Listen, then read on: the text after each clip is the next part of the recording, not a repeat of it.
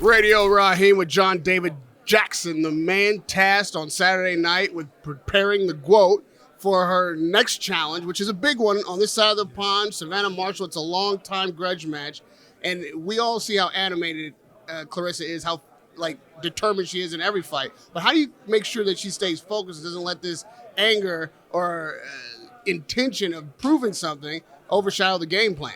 I pretty much stand ahead with that, what you're saying. I let her know, listen, don't go out there, go crazy, no matter what she says or what she tried to say about you.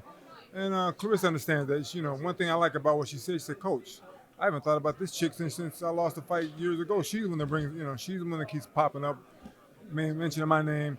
And I said, well, because she's a promoter. She promotes one fight for herself to make some good money, and you're the fighter she can fight for that money. So why not fight you?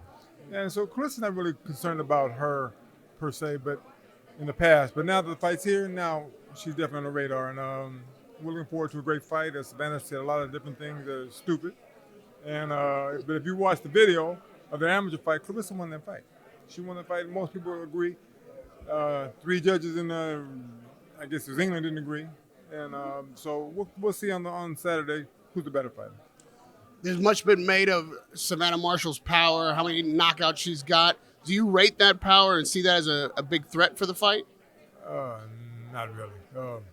Look at the opposition. Girls on 2 days' notice, 3 days' notice. 154-pound fighters coming to fight as a super middleweight type girl. She's had all the advantages in her favor. Now she's going to fight someone that is not afraid of her, is not there for a payday. She's there for a payday. Let me take that part back. She's there for the payday, but not just a payday. She's there to get a victory. This fight's been a long time coming because Savannah's always talked about she's trying to live off the merits of her victory as an amateur. Claressa, from day one as a professional, has had to fight top opposition. She didn't get a girl on 2 days' notice, 3 days' notice, 10 pounds lighter than me, 15 pounds lighter. She had to fight world-class competition, and she's done that. And maybe she had to knock everyone out, but she's beaten them decisively each and every time. So this fight here, now you get a chance to shut somebody's mouth. There she go. Just pop in with your coach real quick. Boo. We were talking about the knockout differential, and Coach was just saying the difference in competition. Do you see Savannah Marshall's knockout power and what they claim to be the greatest asset she has as a threat? I don't see it as a threat. Coach John's one of those coaches that he's a realist, right? And so he watched the film of her, even though I was saying, Coach, there ain't nothing to watch. We just going to get ready. He said, no, we going to watch her. He watched her. He watched plenty of fights. And every week he's like, I'm trying to find something that I'm worried about for you.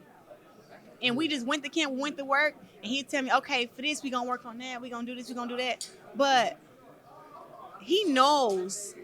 Peter Fury said that Savannah Marshall she's gonna get in there with me, and that I'm not gonna be able to hold her off. I'm not gonna be able to keep Savannah Marshall off of me. Me and Coach John know that that's a myth. That's not true. What they're trying to do is paint this whole. What they want to do is get in a fighter's head, and which is not, because I don't respect Savannah Marshall knockouts.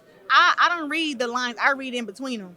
Yeah, you can have 10 knockouts, but against the girls, 11-25, 4-75, losing records, of course you're supposed to knock them out. But that's what I'm saying. I'm not threatened by anything that Savannah Marshall can bring to the fight because I can do everything.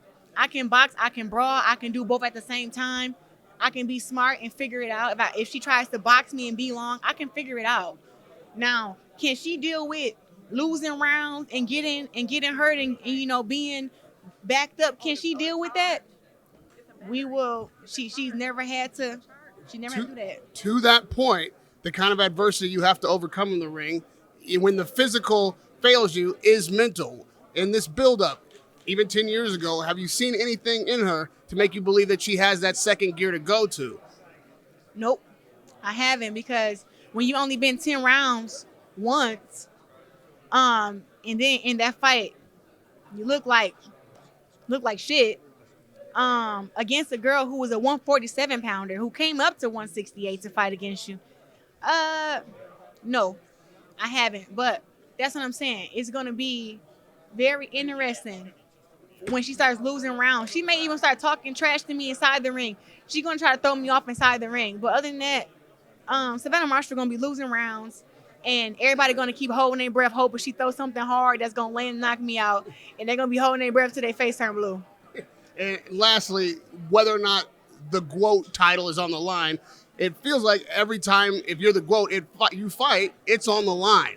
So in this fight, if she is successful, do you see that as fair for her to call herself the GWOAT moving forward?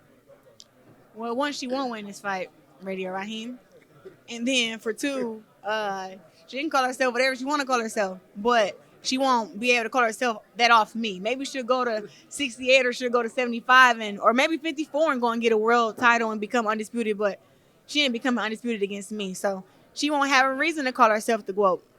Now, I asked that question because the backgrounds from which you both come, the countries in which you both represent, what brings you into the ring in this moment, which is something I asked while you were all up on the dais, has to do with where you go to in that gut check moment. Can you just talk to me about maybe the difference between what brought you here, what brought her here, and why you feel that what has you in the center of the ring on Saturday night will best what's brought her to the center of the ring Saturday night? I keep it short for you. Hard work has got me here. Taking the best challenges has got me here.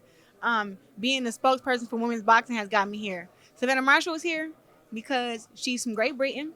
She got one belt and a couple knockouts, but she definitely took a shortcut. She just used my name the whole time, but I've actually been the one to put in the blood, sweat, and tears. She hasn't done that. She hasn't been at tables with the CEOs and everybody talking about, hey, purse should be raised. We should be fighting main event. She hasn't been at those tables, and she's not at that table now. She's an opponent here. She's a challenger, and she'll probably get to experience that in a couple years, but right now it's just not her time. That title, GWOAT, means more than just the best in the ring. What does it mean to be the GWOAT outside the ring and holding that moniker for boxing and women's boxing in particular? How do you fulfill that throne, if you will? Just continue being who I am. We have the Shields community outreach going, my 501c3. We got the boxing program going. We got the fundraisers, and we got the Christmas giveaways and school giveaways, and just being a spokesperson for women. So all of that continues to, boxing helps that, and I'll just continue to do whatever I can do for my community and the women who I know and who are the best, and that's really about it. But being the greatest woman of all time is being like great mom, being a great daughter, a great sister, and I think I'm a great all those things. We've seen the best on the stage, inside and outside the ring today. You're a great representative and ambassador for the sport. I think that's what greatness is about. Even better than being the best, being great is what transcends. So Radio Rahim with Claressa Shields and John David Jackson this Saturday night at the O2 Arena. Good luck, champ. Thank you.